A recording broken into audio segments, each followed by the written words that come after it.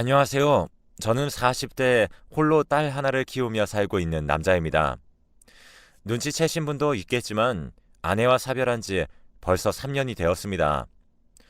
홀로 딸 하나를 키우다 보니 아내가 워킹맘으로 일하면서 집안일까지 한 것이 매우 대단한 일이었다는 사실을 더욱 느끼게 되네요. 오늘은 딸의 생일을 맞아 휴가를 내고 하루를 함께 했습니다. 그러다 보니 아내가 더욱 생각나고 이 그리움을 해소할 방법이 없어 이렇게 글을 쓰게 됐어요. 제 아내는 참 안타까운 사람이었습니다. 저보다 경제력도 좋고 더 많이 배운 사람인데도 저를 누구보다도 사랑해주는 사람이었거든요. 저도 그런 아내를 누구보다 존경하고 사랑했습니다. 그런데 그녀의 집안은 전혀 그렇지 않았죠. 아내와 결혼하고 만난 장모님은 그녀의 친모가 아니었습니다. 장인어른이 두 번째로 결혼한 사람이었는데요.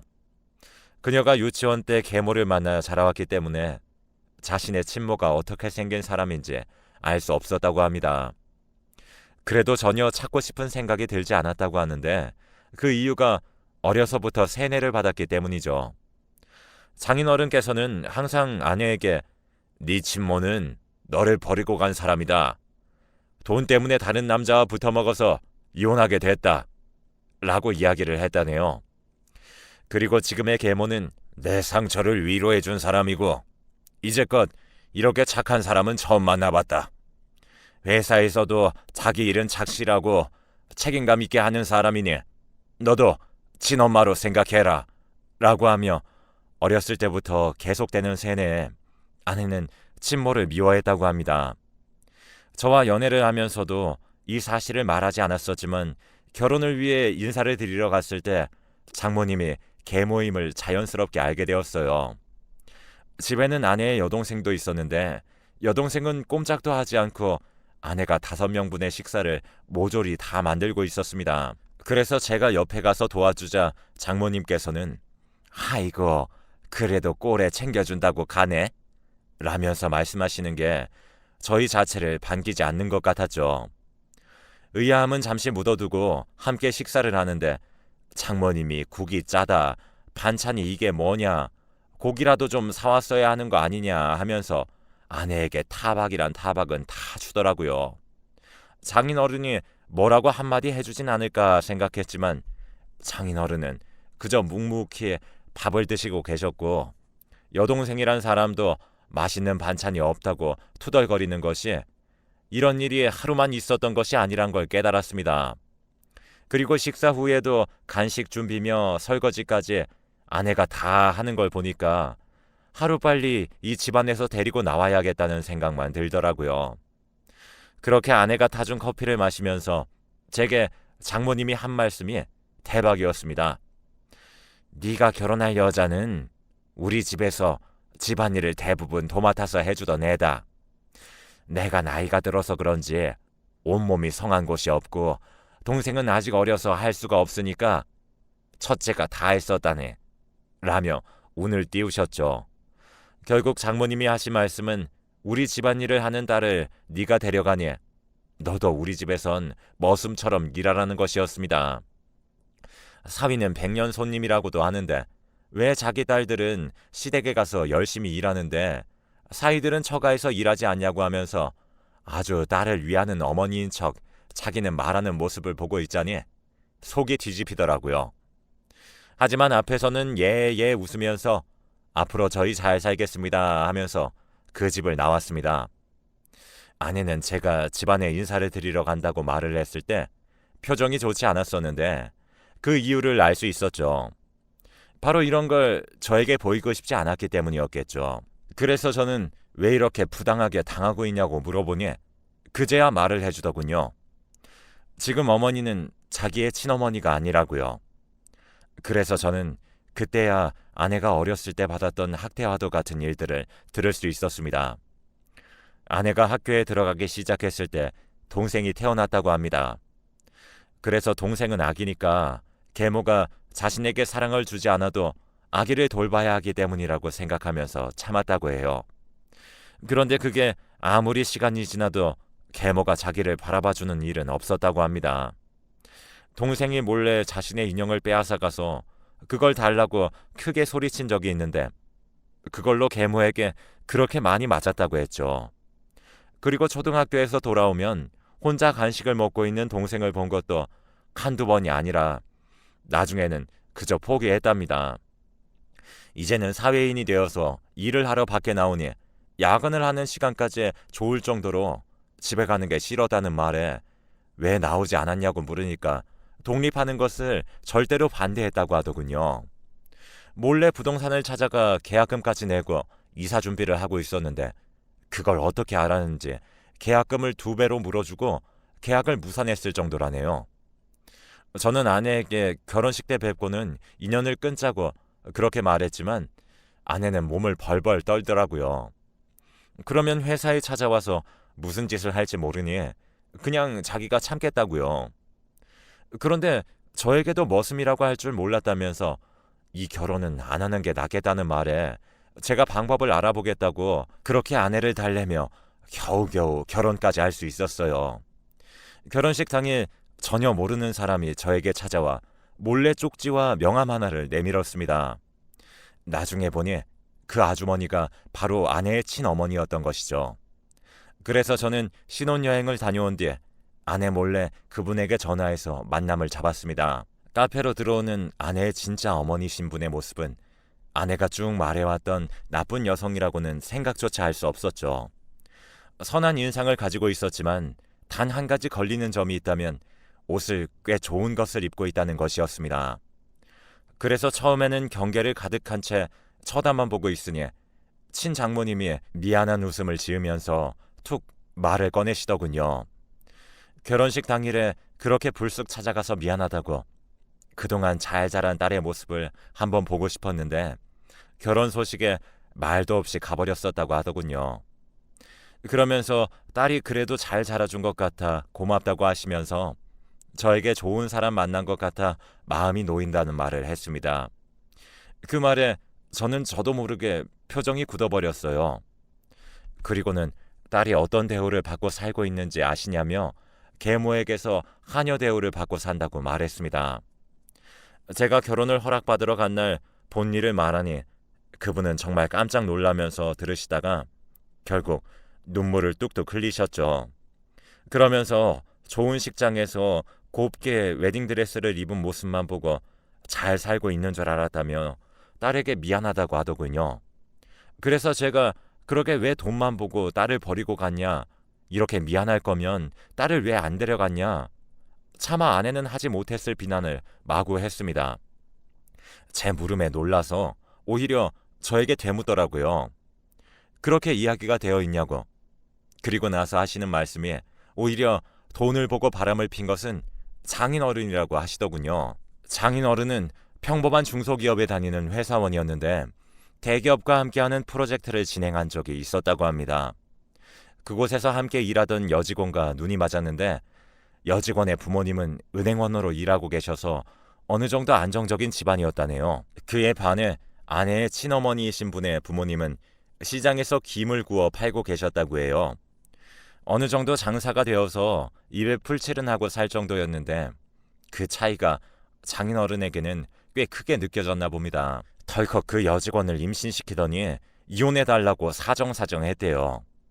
알고 보니 그 여직원과 결혼하면 입지 좋은 비싼 새 아파트로 들어가고 작은 가게도 차려준다고 했다네요. 무릎까지 꿇고 사정하는 모습에 친장모님은 어쩔 수 없이 이혼을 해줬다고 합니다. 친장모님이 딸은 자신이 키우겠다고 했지만 어림도 없었다네요.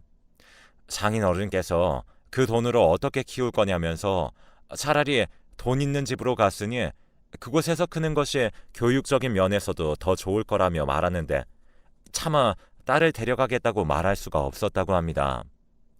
눈물을 뚝뚝 흘리시며 말씀하시는 모습에 저도 눈물이 뚝뚝 흘렀어요.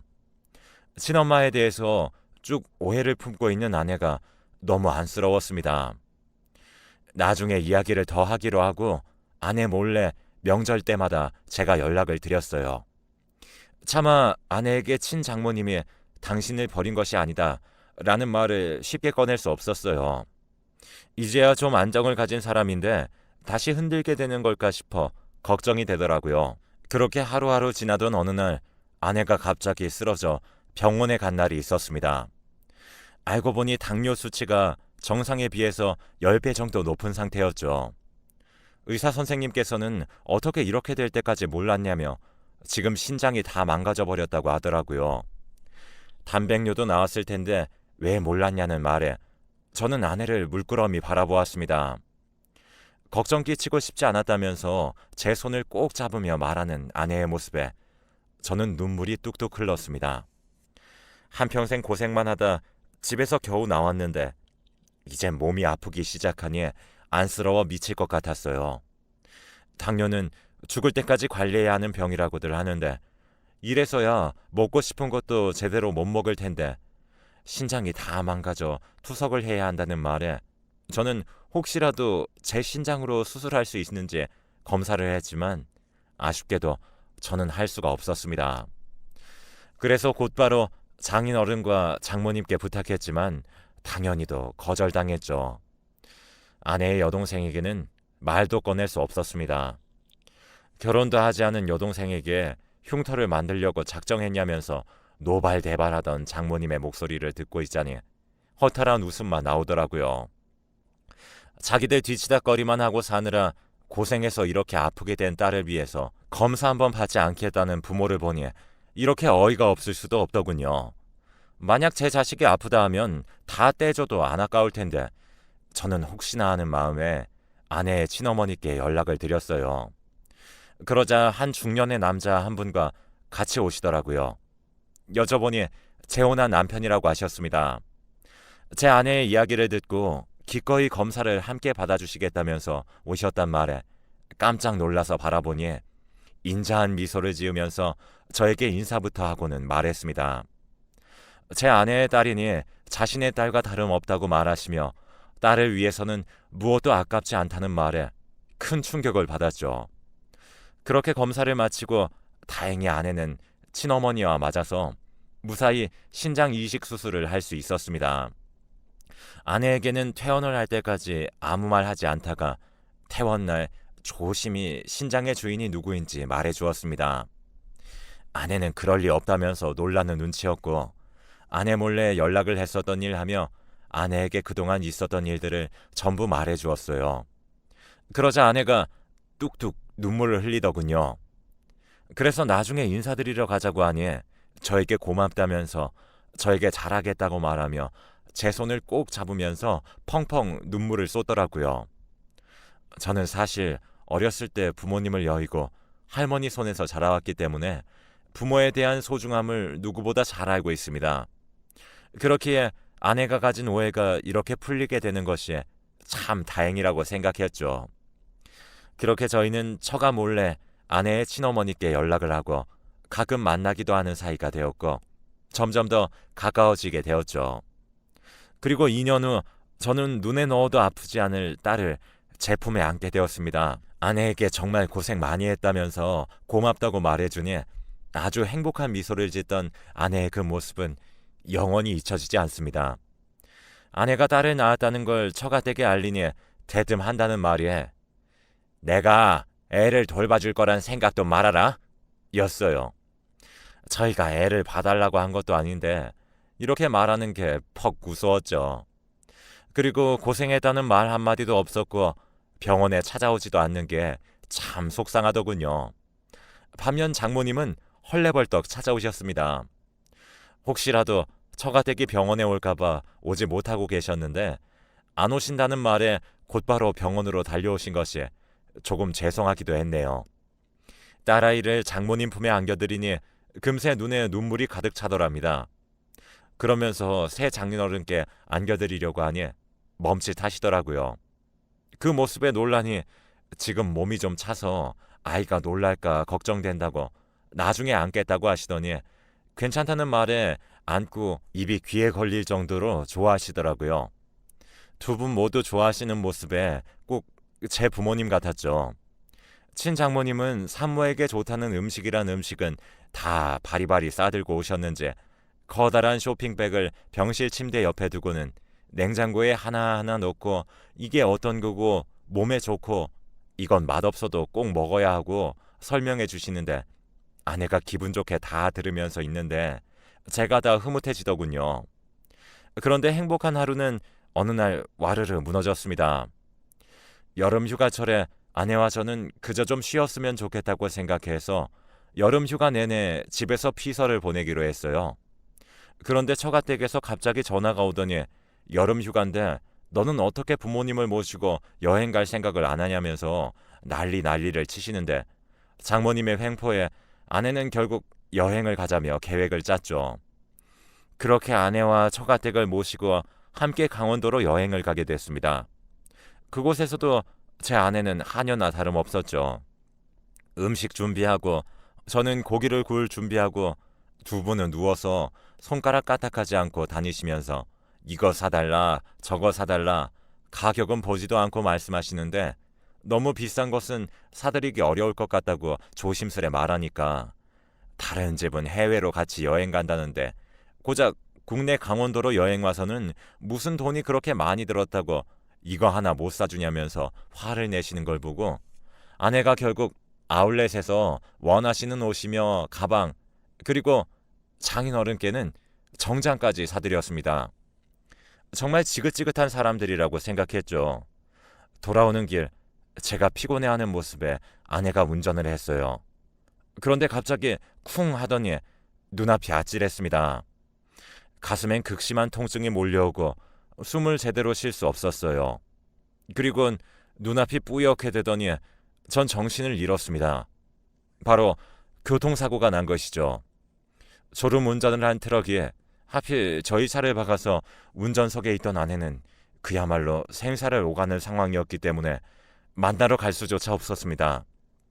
다행히 저는 안전벨트로 인한 갈비뼈 골절과 머리에 작은 타박상만 입었고 장인어른과 장모님은 어깨 골절과 머리에 타박상 그리고 코뼈가 부러지셨어요. 제가 정신을 차리자마자 친장모님께 연락을 드렸고 어느 정도 몸을 추스릴 수 있게 되면 오시겠다고 하셨어요. 그 후 좀 걸을 수 있게 되었을 때 연락을 드렸습니다. 몰래 휴게실에서 만나고 있었는데 장모님께 딱 들켜버렸죠. 그러자 고래고래 소리를 지르면서 말했습니다. 네 딸년이 운전을 거지같이 해서 내가 지금 이 모양 이 꼴이 됐다 라고 하면서 이걸 어떻게 보상할 거냐고요. 그 소리에 장인어른도 오셔서 친장모님을 보시더니 얼굴을 구기시더랍니다. 그러면서 여기가 어디라고 왔냐고 하더라고요. 제가 말했습니다. 지금 장모님께서는 제 아내를 딸로 인정 안 하시는 것 같다. 생사를 오가고 있는 사람에게 운전을 거지같이 했네. 보상은 어떻게 할 거냐며 이야기하시는데 남이었는지 몰랐다. 방금 말씀하실 때도 네 딸년이라고 하신 거 보니 여기 병원비는 운전자인 저희가 낼 테니 앞으로는 볼 일 없었으면 좋겠다 라고 말했죠. 그랬더니 잘됐다며 부모를 이렇게 모시는 딸 자기도 필요 없다면서 인연을 끊자고 합니다. 저는 이렇게 되어서야 인연을 끊을 수 있다는 소식에 아내가 깨어나면 꼭 말해주어야겠다 생각했는데 갑자기 청천벽력과도 같은 소식이 저에게 날아왔습니다. 중환자실에서 아내가 결국엔 버티지 못하고 세상을 떠났다는 걸요. 저는 그대로 무너져 내려앉았고 하염없이 계속 눈물만 쏟아냈습니다. 친장모님께서도 저를 꼭 안고 함께 눈물을 흘리셨죠. 그런데 그때 제 귀에 꽂히는 소리가 있었습니다. 장모님께서 제 아내의 이름을 부르며 생명보험금은 들어뒀냐는 말이었죠. 믿을 수가 없었습니다. 지금 사람 한 명 죽었는데 제일 먼저 보험금 이야기라뇨. 친장모님도 그 말에 분노를 느끼셨는지 그대로 장모님에게 다가가 싸대기를 날리셨어요. 그 행동에 장인어른의 목소리가 커지시더라고요. 지금 대체 뭐하는 짓이냐고 주변 사람들 보기에 창피하지 않냐고 큰 소리를 치셨어요. 그러자 친장모님이 장인어른의 뺨도 세게 쳤습니다. 장인어른은 어벙벙해서 친장모님을 보더라고요. 친장모님은 장인어른에게 지금 내 딸이 죽었단 말을 들었는데 생명보험금 이야기를 꺼내는 짐승보다 못한 놈 얼굴 친 게 잘못이냐고 난 부끄러운 짓 조금 더 하지 않았다고 하시면서 방금 전까지 인연을 끝내 뭐네 하던 계모가 돈부터 밝히는데 친엄마인 내가 이 정도로 화 안 내주면 내 딸은 억울해서 구천을 떠돌면 어떡할 거냐고 소리를 지르셨습니다. 연락한 이후에 쭉 나긋나긋 말씀해 주셨던 분이라서 화난 모습이 놀라웠지만 그럴만하다고 생각했어요. 그리고 병원 안에서 소란을 피워 저희는 결국 주의를 받고 병실 안으로 들어갔습니다. 저는 아내의 장례식을 위해 퇴원했고 처가댁은 아직 힘들다며 그대로 병원에 입원해 있겠다고 하더군요.